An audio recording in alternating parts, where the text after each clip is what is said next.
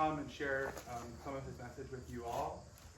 He is sad he wasn't able to make it here today, but he does have, after this is over, some takeaways with a QR code that you'll be able to scan and schedule time to speak directly with him, so you can share your thoughts and concerns, and you guys can kind of figure out, where we go from here. But a little bit about Sam. Sam has lived here now for a few years. He is an avid paddler. He is also a scientist, and he specializes in soil pollution. And as you stand next to this wonderful, beautiful lake with the cyanobacteria issues, right? And we have issues like short-term rentals.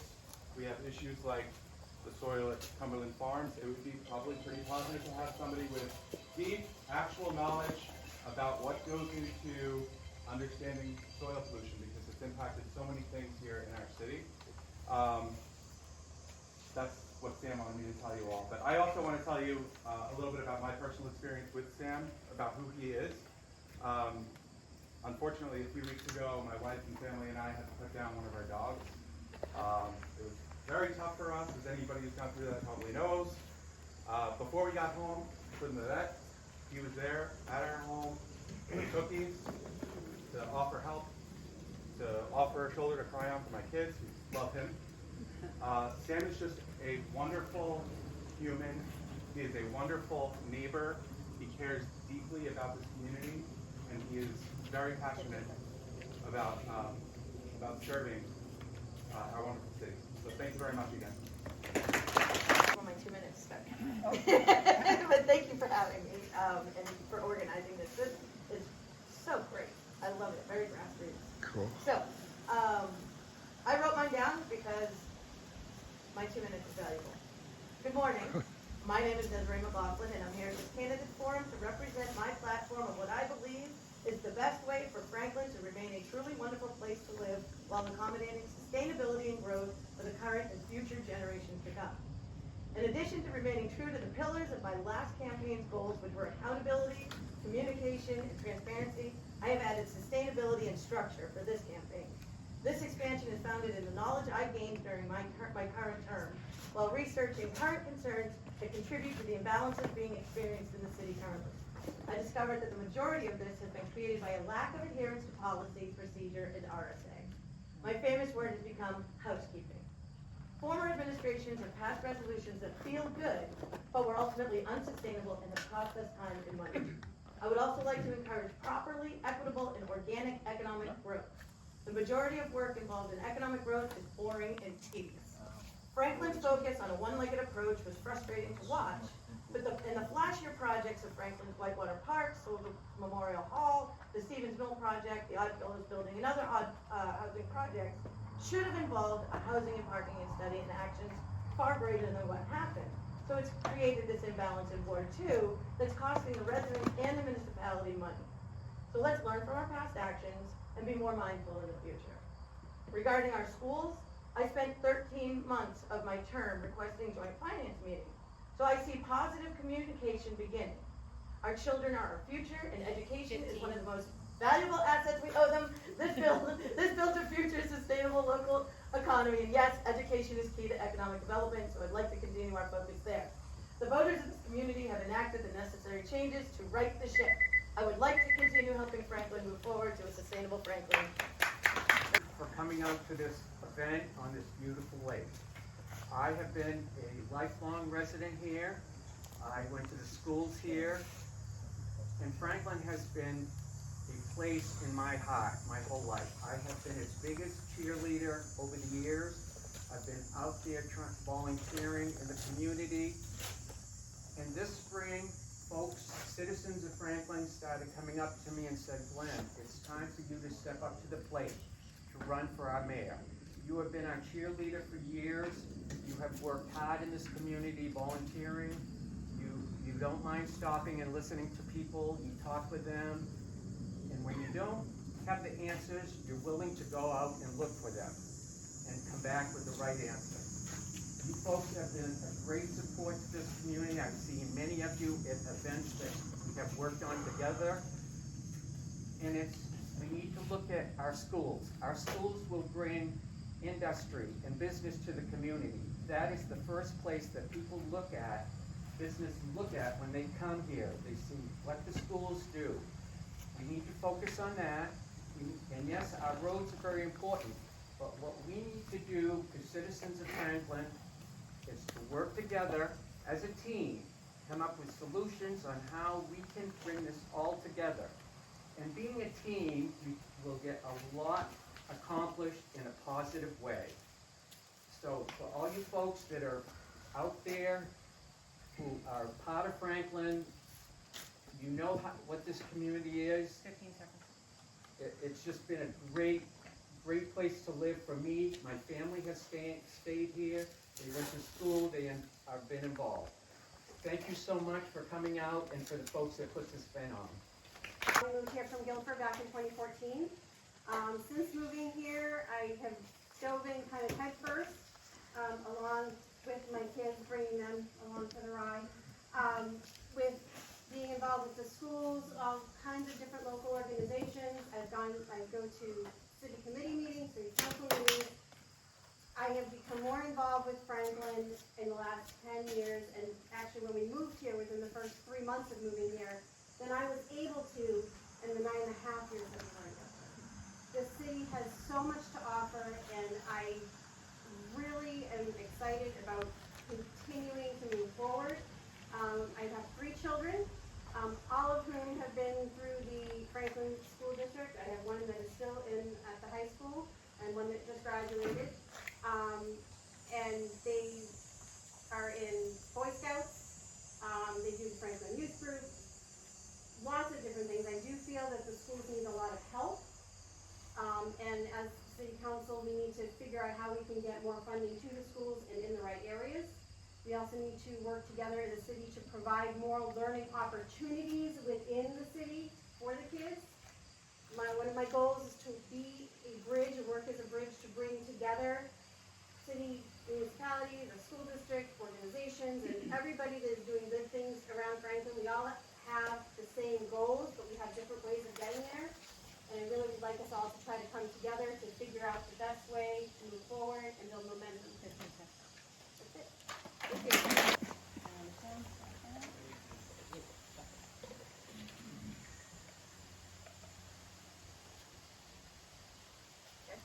Good job. Hi everyone, I'm Justine Hoppy. Some of you may recognize me from running for state rep last year. Unfortunately that didn't go my way, but that's okay. I am the president of the Franklin PTSO. We are a district-wide parent-teacher student organization. I'm a mother of 3. 2 of my kids go to school. I have a toddler at home. My husband and I moved here in 2018, and I dove right into helping out volunteering. We raise a lot of money to supplement the schools with various activities, including all of their field trips. We provide a lot of different services for the schools, helping out teachers and whatnot. I'm also a den mother for our local Cub Scouts, so I work a lot in the community. I'm a co-facilitator for City Spirit, so finding different ways to help our community grow and be more collaborative and cohesive. That's kind of my goal. I think that if we work together, we can make Franklin move forward. I have lots of friends in the community. I've talked with a lot of you from all angles here. I am the chairwoman for the ad hoc committee for the MOUs. My goal there is to make things transparent and equitable for anybody who wants to have an MOU with the city, just to make sure that things are fair and written down and not backroom, handshake deals or anything like that. So that way, as the city progresses and we have different counselors, it's in writing, so there should be no question on those sorts of things. I like to help out the community in any way that I can, so feel free to come up and talk to me and ask me any questions. Thank you. Thank you guys. One city council. I'm not the orator that Daniel Webster was. I'm very nervous. This is my first time doing this. I grew up here in Franklin. My parents bought a home here back in 1993. We lived here in Ward 1. A lot of fond memories of growing up here. We went to school here. growing up here in Franklin was a wonderful place. I'm currently raising my 3 children here in Franklin. They attend all 3 schools. Just the memories of coming here to Webster Lake and swimming and fishing were all wonderful things for us. What I found over the last 10 years owning a home here in Franklin is that our taxes have gone up and it feels like our city services have gone down. A lot of interest in delving into the issues at hand, and the issues being what everybody here is experiencing, what we're all going through together. I hope to bring some collaboration to the city council and some balance. That's really my approach. Thanks, everybody. We're gonna work this, and it's all questions from the voters in the pot. If you have an additional question, there's some cards over there. Welcome to come up and toss them in the pot anytime. But All right, here we go. Hopefully my voice. will go first. So, all right, the question is. Get my glasses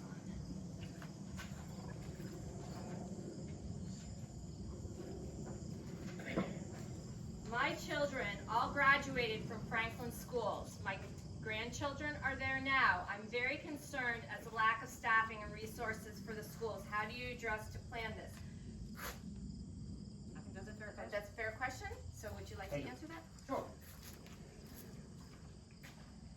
The Franklin schools have been challenged over a number of years with staffing, right programs and everything. I think we continue to need to look at the budgets and make sure that we have using our money efficiently and productively. We also have to look at it from the standpoint that we've got to get more economic development in this community. The only way we're going to be able to improve our schools is with more money. And so what we're going to need to do is get economic development. Hopefully we can do that through a positive image. The schools need the help. Unfortunately, one of the unfortunate things they're up against is they have a 41% special education population in the schools, and that takes up approximately a third of their budget. So it's tough to make up for that, but we're going to do the best we can to help the schools out. Thank you. Notes, and I will try not to color this with my own feelings as I am on the school board. So Sam obviously recognizes that the schools are a huge concern for the community, not just for parents of students, but the community as a whole, right? Schools are actually a massive economic driver for our city. So Sam supports the work that needs to be done. He supports these consortiums. So for those of you who are not aware, the school board, Dan Magello, the superintendent, has been working with many other Lakes Region schools to see where we can pool resources and create economies of scale, right? Like Councilor Keener said, we have an opportunity here. He also suggests a phased implementation of a shift of our 65-35% budget of maybe a couple of percent a year to make that a little bit more in line with the region. Thank you. I mentioned earlier, we do have children that have gone through and are currently in the school district, and I 100% agree. I would like to see more of the revenue go towards the schools, so it's more equal between the municipality and the school district. I have quite a few ideas of how we can work together at the same time to kind of fill in some of those gaps and create learning opportunities for the kids, especially at the high school level, that might not be able to get a job yet because they're not 16, or maybe they have to fill in community service hours. There's so many places within the city that could use help, and those kids can get civic credits, they can get learning experience, they get job experience, and they're still working towards their high school diploma. There are things that we can do in the meantime while we're waiting, if you will. Thank you. Schools and supporting their schools. I think that we need to look outside of the box. I think that we need to spitball some ideas here, and maybe that means going way that Conant Regional High School went, in the fact that they removed their athletics and put that on booster clubs to support, to free up some money towards, funding more teachers and different things like that for the majority of the amount of kids. I think having conversations and making concessions on both sides would be the responsible way to go. We don't want to raise taxes necessarily, but I think that having those deep conversations and seeing where we can reallocate funds would be the best bet for us to making these changes within the school and helping it get funded. And as I shared earlier, all three of my children are tied into the schools. We've been directly impacted by our school budget and what's there and available for us. I think our approach has to be from all sides. We have to have a look at the school budget in depth. Where is the money being spent? How is it being spent? Where is that trickling down? And on the other hand, we also have to have a close look at what are our schools getting for funding. Maybe we increase that percentage coming from our budget that's going toward the schools themselves. Thank you. I think the first step is what I asked at the last joint finance committee, was for the superintendent to put together what number the school thinks they need 2 years from now to be successful at what they're doing.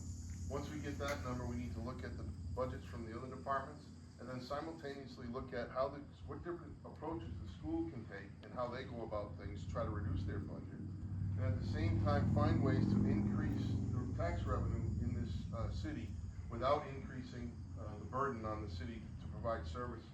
We can't keep, like I've been on the planning board since January, we can't keep doing subdivisions where we're gonna generate homes that give us $8 or $9 grand in property tax, and then they have 2 or 3 kids that cost us $20-something thousand each. It's not sustainable.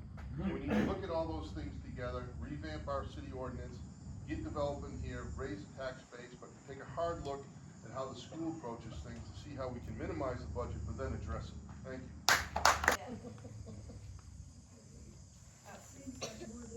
Yeah, there is, okay, there. Okay, perfect. Okay, all right. All right, for the,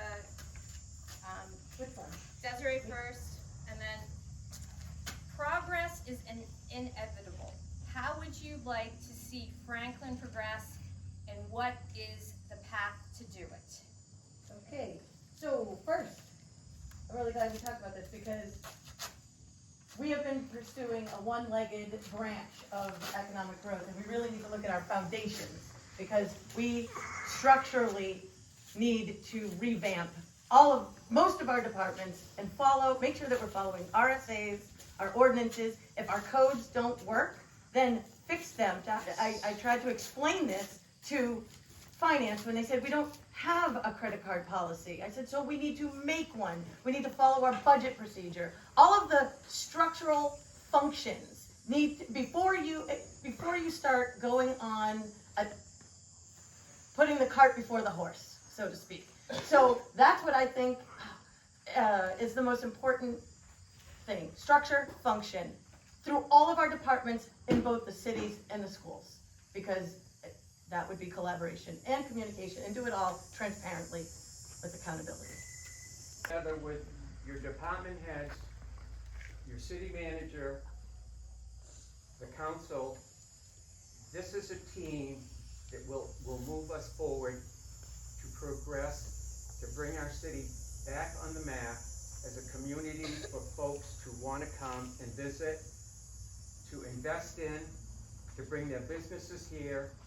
And by doing that, then the schools will improve, our downtown will improve, but working together as a team will do this. We need to be a team, and we can be a team, because being on teams, I have seen things be accomplished. We do not always agree on things, but we sit down at the table and talk about how we can work out a problem in a positive way and keep Franklin in a positive forward movement.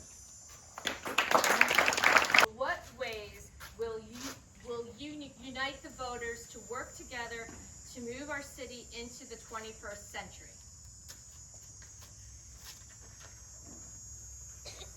So just really quick, I just want to step back on the school thing really quick. Sam also wanted me to mention a collaboration with Watts that is hopefully happening and that he would like to really support. Sam, more than anything else, is a people person. Kind of following up on what Glenn was saying, right? When we work together, when we treat each other as human beings, when we talk to each other as human beings, maybe sit down and have a coffee or a beer with somebody maybe we don't agree with, but we can have a conversation with, that's how we can start to move things forward. Once we can start to treat each other that way with respect, we can have deep, meaningful conversations, and knowing Sam and knowing what he's about, I have absolutely no doubt that he is the person who would happily initiate or listen to that conversation whenever they come up. So please take advantage of those QR codes, talk to Sam, he wants to hear from you. Thank you.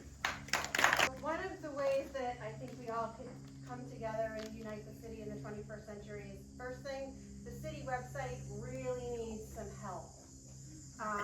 It's very, very difficult to find things on there. Everything has different titles, so therefore it falls into different categories.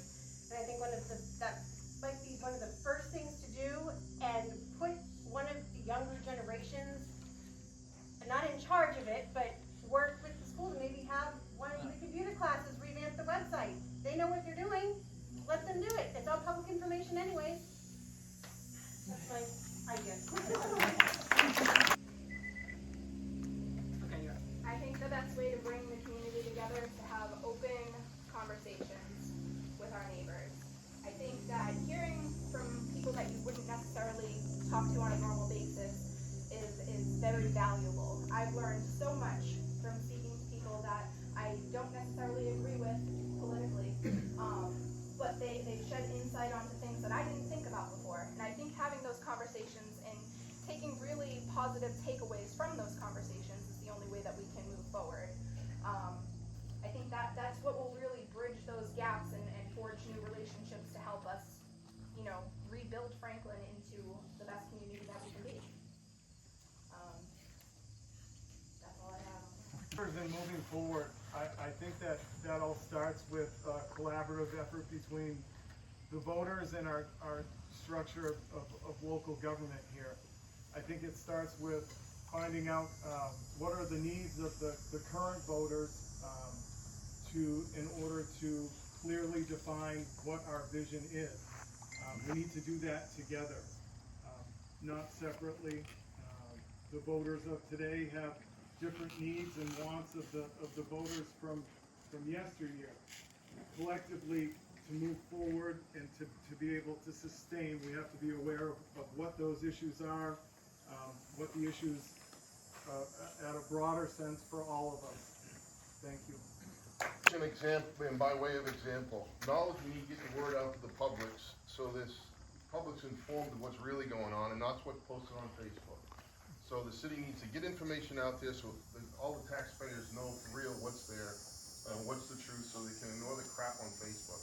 By way of example, my family went through hell last fall when I ran for this office, being stalked and just harassed by some sick individuals. But yet we go through that, I get appointed to the council, and by way of example, look at Councilor Kerry and myself. I convinced him, we went out for a few beers a few times, and we talked, we exchanged ideas, and if we get more of the council members in the city government to act that way with each other by way of example, then the city should follow suit with that. Thanks. To unify the public and the council, yes, we need to do that by listening to each other. That has to be done. Not only just listening to people that are in favor of what you like to do, but also what people want to do on the other side. It has to be a happy medium. It has to be professional, it has to be civil. Too much goes on in the city where there's a lot of personal attack that takes place, not just the issue, where that is the map. We need to get information out there. I'm available. I'll talk to anybody who wants to talk about anything regarding the city. I'll listen to their opinions. I've done that already with the city manager's church. I took time to meet with some of the department heads to find out what they're looking for. I've met with Councilor Perry. I've met with Marty down at 1. That's how you get to unify people. meet with both sides and be positive. Thank you. The mayor candidates, and Glenn is gonna go first, and I am going to have you pick the question. If I can just grab one. That is allowed. Not read them, I Okay. All right, perfect. The one that was stuck. Yeah. Right, No, I right. took that out. All right, great. So, what kind of tax cap does Franklin have?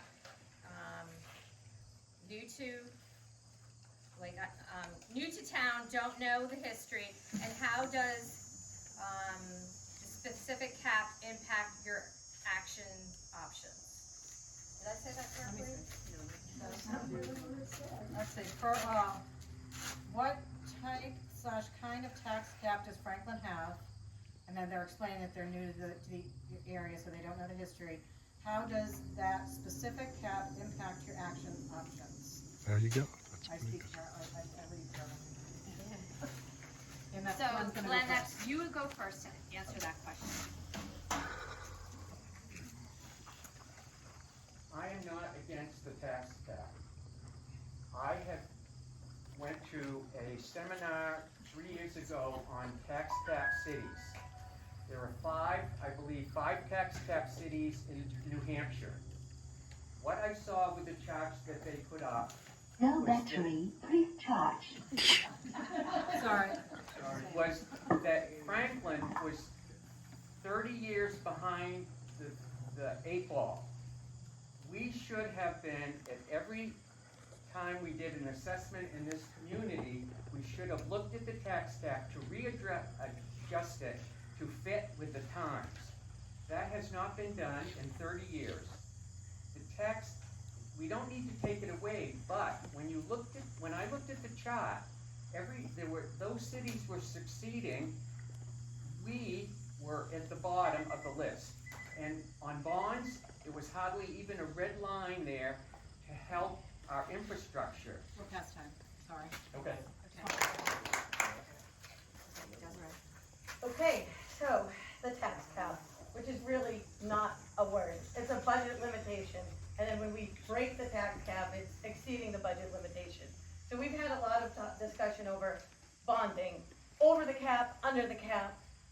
I support, and my platform is bonding under the cap because we have been able to do it. We had a former administration that concentrated heavily on the schools, okay, like the building. We have a 2.7 bond coming up to expire next year. That's a big investment the community made. So we also have 4.3 million coming up for expiring in the next year. We don't need to bond over the tax cap by any means. Wow, there's so little. So we need to do more education. Every tax cap is written differently. There's no type of tax cap.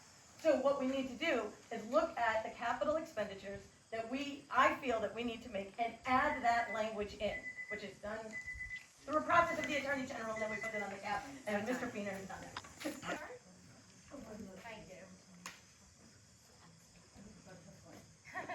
No. Okay. This is for the city council. And so Lillian will answer first this time. Okay. What is your stand on education funding vouchers? So, that's, Lillian first. Lily's first. I think that education funding vouchers are a good thing for many people. I do not agree necessarily with making them available to everybody regardless of income status. That being said, we were able to this year, we could have last year too, but chose not to, use one for one of our kids. And we still have to pay quite a bit out of pocket for a school, but the middle school is no longer offering her what she needed for an education. I think that they can be good. I don't necessarily think that it should be used for private schools, but rather as also a tool that a kid can choose whatever school they want to go to. If a Franklin kid wants to go to Winnisquam, for example, use the EFA for that. I think that EFAs are tough. I think that it kind of takes away from our public schools, where we need the most assistance. I think that they need oversight. I don't think that they should be used willy-nilly for, equestrian classes or things of that nature. I think that that should, fall back on the parents to pay for. I don't think that they should be allowed to be used for religious schools. That's my personal stance on that. I think that they should be okay to be used for private schools but not religious ones. Just because, they may have what that child needs. And I think that it needs to be a conversation, that's had with people that actually have to experience those sorts of things. But I do think that they need significant oversight, and not just allowed to be spent on anything and everything. And like Lily, I also agree that there should be some sort of financial definition on them. Well versed in them. My understanding is if they are to be used, they should be regulated. I understand that there are individual needs of students, and sometimes they may have to be sent other places, other schools, other educational styles that provide for the student individually. However, I think we have to have a closer look, with regulation on them, that those schools are providing similar or equal things to those that are provided by our schools locally. And just in the interest of funneling more money, more resources to our schools as a whole. Thank you. Focus should be on improving Franklin schools, because if we improve the schools, no one's gonna wanna use them to go anywhere else anyway. So it actually is a great tool to try to force schools all around the state to improve their programs in whatever municipality they're in. And I want parents to have choices. I don't need to know what the details are with their children, but every child needs sometimes a little bit different approach to education, and this helps as a tool, reasonable tool to help address that. Use as a tool to improve Franklin. To improve Franklin, we don't have to worry about educational vouchers. People are gonna stay here. Not a big fan of them. I think they use a lot of frivolous types of education, specific things that the common student does not get an opportunity to do. A question, that's a prime example there. I feel that if people want to send the children there for that specifically, then they should pay for that. But we need to work on our system here. Maybe we'll get lucky, we'll start turning things around with our school system, and once the education vouchers out there, these students will start coming from other communities to come here, and as a result, we'll benefit from that. That have been placed on our city by the state. At this point, what we have to do is advocate to our state representatives about how we feel about EFAs, but they are the reality. Could our schools be made to perform higher if that funding instead came here, as the state Supreme Court says it's supposed to? Yeah, probably. But Councilor Marshall and Councilor Feener bring up good points. We should work with our schools right now to develop programs that make it enticing for it to be a destination school if and when things like open enrollment, which is currently working its way through the state, become a reality. Because if it does, and we aren't competitive, we will have serious issues in the school. School funding from the state could change the paradigm in our city overnight. Overnight. Thank you.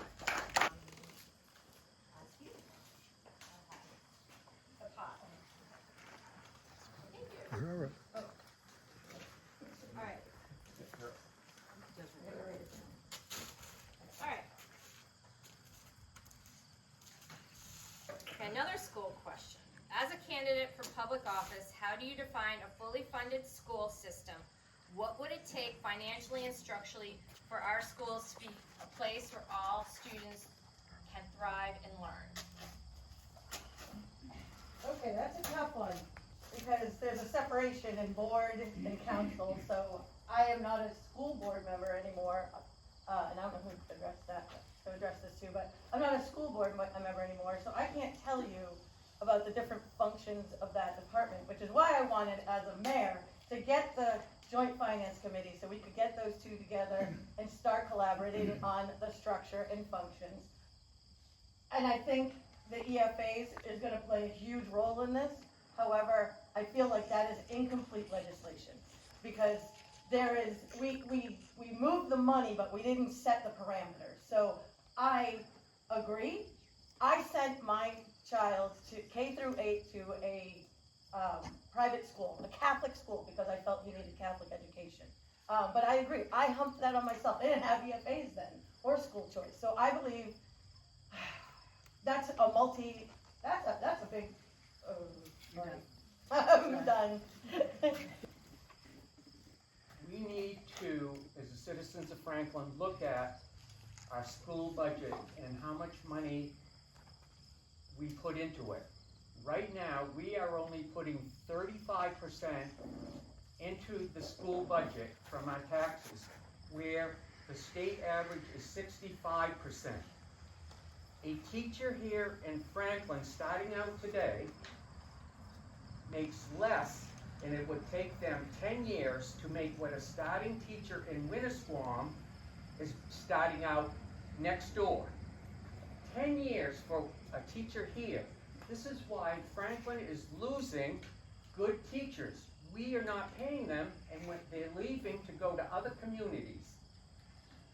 I hope we Get off the school topic. Does that work for I like everyone? that. Nice job, Leslie. Okay. All right. Let's do that. How about you pick? What am I doing? Ah, I love this one. Okay. Thank you. It was a magic touch. This is for all the candidates because this one specifies a specific ward, and we're not. It's going to go for all the candidates here. So, what makes you the best candidate for Franklin as a counselor? Justine will go first. Yes. And this question is in the spirit of, just reset that, in the spirit of the League of Women Voters, because this was for a specific ward, and we're just gonna have everyone answer it, and I'm not gonna say what ward it was. Perfect. Okay. You're up. I think that I am a good candidate. I won't say best because I think that Lily is also a good candidate. I think that I'm a good candidate for Ward 3 because I am a people person. I will come out and talk to you. I will take what you have to say, whether we agree or disagree. I am a learner. I like to learn from my constituents. I like to learn from my community. I want to hear the good and the bad. And I want to take that in and really mull it over, consider it, and make concessions if need be. As a mom of 3, I'm constantly making concessions with my kids.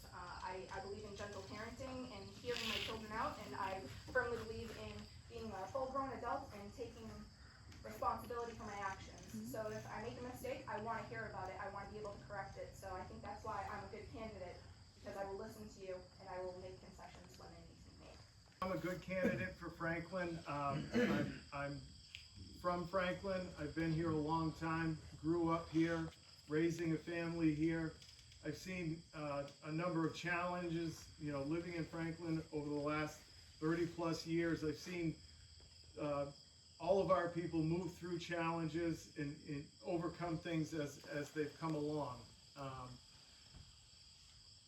Our current challenges that we face, I'm aware of where we sit.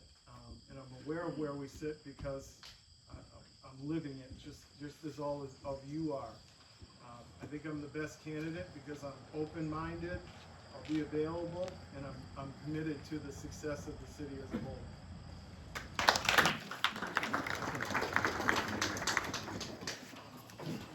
How many people from Ward? That's what I'm here for. That's what makes me the best candidate for the position. Thank you. Reasons why Sam is the best candidate.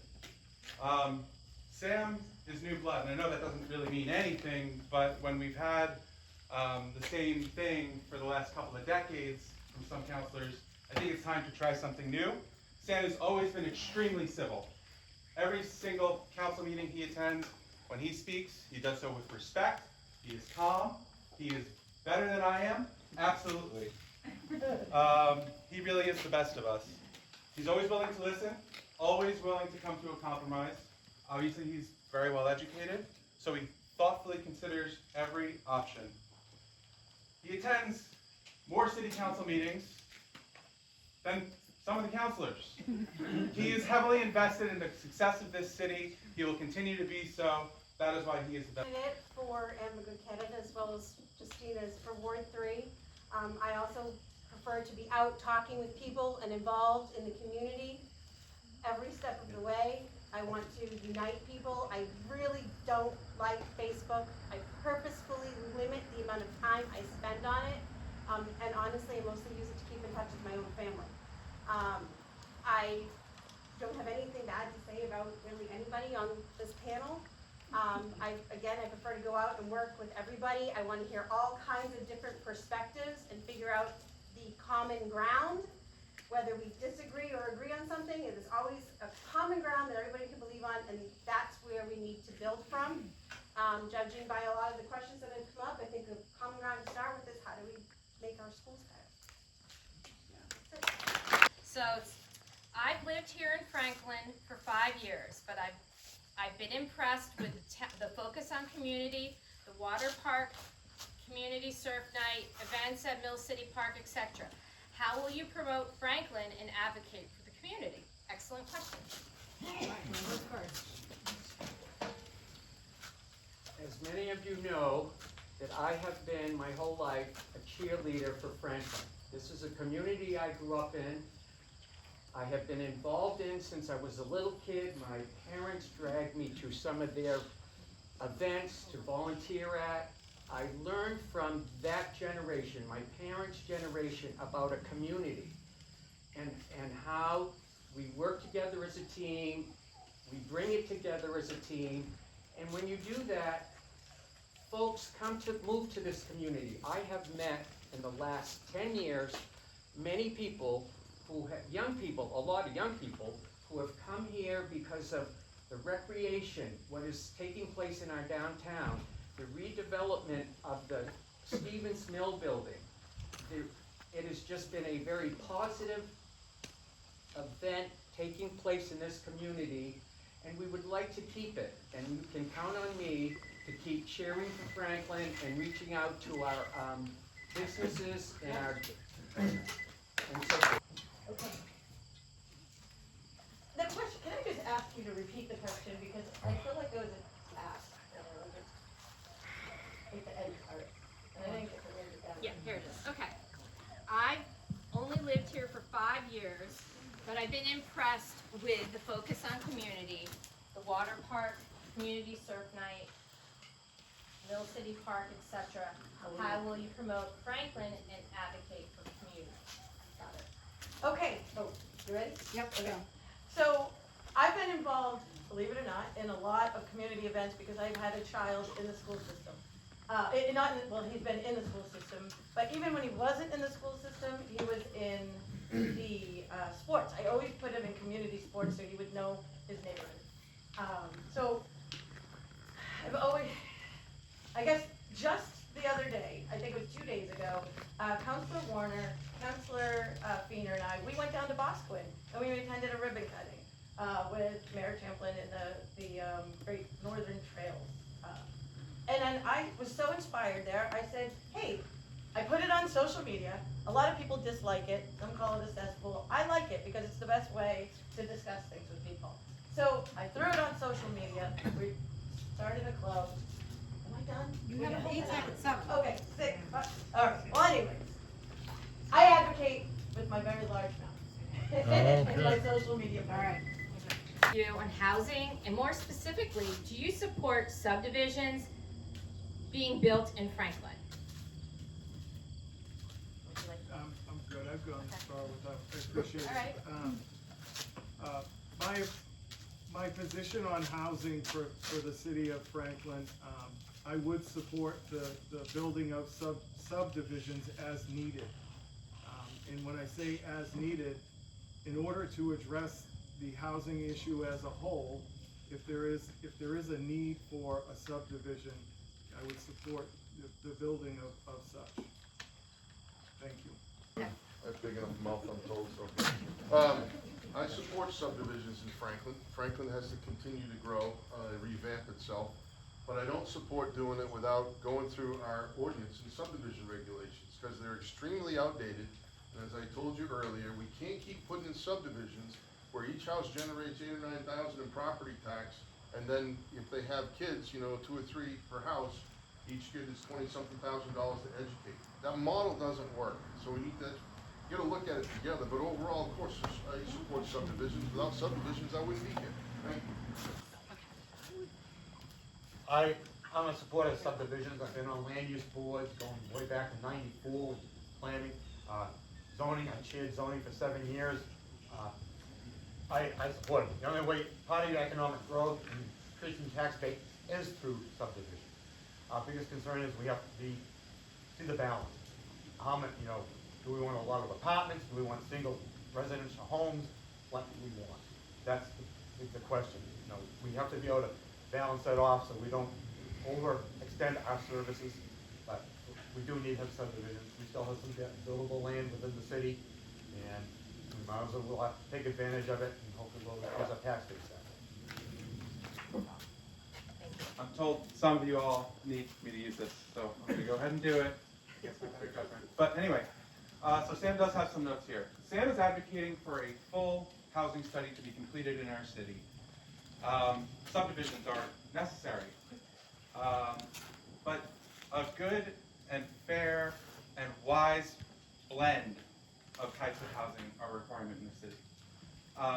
It was brought up, I think, actually I believe it was Glenn brought this up, that the Stevens Mill, right, those types of units generate a disproportionately high amount of tax revenue for the city and take some of the burden off of the rest of us taxpayers, right?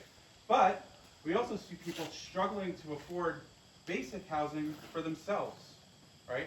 I live up on Pleasant Street. I'm surrounded by subdivisions, and I agree with Councilor Marshall that we need better regulation. We need to look at these out-of-state property owners. How are they maintaining their properties? Are they being taxed fairly? Thank you very much. Hi, so I support subdivisions, however, I do agree that we need to follow proper ordinances. And also, if an investor comes in to purchase land with the intent of developing it, we need to do our investigation on who that investor is and the effect that that subdivision is going to have on our land and our ecosystem, as well as our economy. We can't have all kinds of subdivisions coming and buying up land and then it just looks like a big concrete wall. That's Boston, that's not Franklin. I will be honest, I'm not familiar with the ordinances or surrounding subdivisions. I do think that we do have a housing crisis, and I do think that we do need affordable housing. I agree with the rest of the candidates saying that I feel like there should be a study and we need to better understand. Like I said before, I am a learner, so I would love to learn more on, the ins and outs and the nuances of what that means for Franklin, and go with that appropriately. I want to learn deeply what that would look like and how it would impact Franklin. Will allow people to have it all. I don't know. I'm telling you, we were singing down here last week. Alright, so this is the final question from, should we do the last, do you think we have enough time for the last question? There's three in there? Questions. Is everyone okay with that? I mean, Yeah. it's everyone's event. Okay, alright, so, Mayor's on the hot seat. alright. Glenn, you get to go first. And then if I can just say quickly, anyone that has any political paraphernalia that wants to leave after the Or is fact, it you? certainly can leave them on the I table. feel bad, like, I just feel like he's always had to do it, if you Oh, wanna no, do you it. can go first. We could do rock, paper, scissors, No, whatever. it doesn't matter. I'll be Okay. a gentleman and let, Yeah, okay. Can you read the question aloud? So- Yeah, so, yeah. so, But then you leave it with me, cause I Yes, have sure. a lot of thoughts. can you share a recent situation where you had to negotiate an equitable compromise with someone who had opposing political views? That's been my entire mayorship. I feel like I've vetoed a whole bunch. I've been overridden a whole bunch, and I moved forward. And I did it in the same vein that the council majority decided. And I still maintained my views, and I still search for compromise while we're working. Because like Councilor Feener had said, we are working for everybody. And yes, I'm at large, but so is everyone else here. We're all, I don't know if anyone has attended these council meetings, but all we do is compromise. And I've said the word compromise on several and that's really what it is. It's a teamwork, compromise, finding the middle ground where everybody can just go back to social media and say their regular points of view. Yes, I have come up, this has popped up to me, and when I always try to listen to the viewpoint of the person who's on the opposite side of the table with me. And I always like to listen to them, then I try to talk about my thoughts on the subject, and bring to them that I will always, I don't always agree with your topic or your ideas, but can we go and sit down and talk this and work it out? I always walk away from a situation like this after listening to the person to think about, and I tell them that I'm going to walk away, but I'm going to think about what you said to me and how we can work together as a team. To begin paving the 80 miles of streets Here and we are. roads. We got to it. Yes. Oh, hold on, Yes. wait, let me read I think it. one. I thought that was this one. No, we're Oh, not oh, doing I think one, we should start. Oh, Yeah. well, he had to go twice Yeah, just before. whatever. That whoever is wants to fine. take the- It's. No, it's Okay. fine, I just wanna keep it Okay. fair, equitable, and compromising.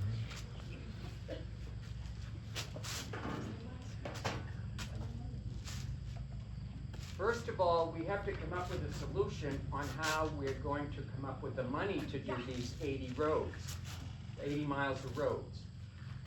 If I remember back, the city of Franklin used to have a road improvement fund where each year they would do a certain amount of roads. That fund disappeared many years back, which was a shame because we should have been putting money into a capital improvement for roads every year so that we could do a few miles, not do 80 miles of them all at once, but each year. And that's how Franklin used to do their roads. They would pick a couple of the worst roads and do them that year. You Thank need you. 15 seconds. Helps because we've had counselors go, this is the plan. People stand in front of us and say, what is the plan? How are we gonna do this? Well, we do have a road improvements fund. There was 1.9 million in it this year, and we were saying, what? Counselor Warner tried time and time again to get that money because of course it wasn't encumbered. There was like encumbered for Bow Street sidewalks like 5-6 years ago. So we made the decision, we're going to pave. I don't know why. We had 1.9 million in the road maintenance fund. We didn't use it. So we decided we're going to do the worst roads, right? So it was decided Davis, Daniel, and we were gonna go over the bridge, and the CIP plan is the plan. And I made sure that it got done. I think it was 9 or 10 meetings that Counselor Zink, she took that on with great zeal. We had residents, it's a balanced board. Thank you. Thank you. Okay. Yes. Yeah, you did, okay. However you want to do it, it's a final, it's everyone's swan song with right now. So Mayor, what traits separate a city manager from being great, good, and poor? Good stuff. Okay, so you can't have a political city manager because that's what starts political divide. You need an apolitical person who is open to communication with the community within reason because we are elected representatives. So you have to have a collaborative city manager who will work with the mayor, who is the head of the chair or the head of the governing body. So those two can sit together and work on things like master plans and projects. Because when you have a breakdown in communication between, for whatever reason, whether it be politics or lack of education or whatever, when there's a breakdown, you lose the value of your counsel and education to the public. That's it. Okay, thank you. Over the years of living here in Franklin, I have seen some wonderful city managers that we have had. And I have seen where they have sat down and worked with our mayor. And my hope is that with our new city manager, who I will soon know about, that he or she will be a person that me as a mayor candidate will be able to sit down and talk with them and educate them on the history of Franklin. Get them to feel like home, how this is a home, a welcoming place to the citizens or anyone that visits Franklin. Thank you. Thank you all. We really, really appreciate the collaborative approach to this, and we hope that we fulfilled everybody's hopes that was going to come out of this, which is, again, we've been working very closely with the New Hampshire League of Women's Voters. Thanks, Get guys. out there and vote. I would assume everyone that made the time to come here on a Saturday morning is a registered voter, but if your neighbors are not, get them down to City Hall. Vote, vote, vote. You can't have an opinion if you don't vote. So, well, you can, but you shouldn't. Thank you.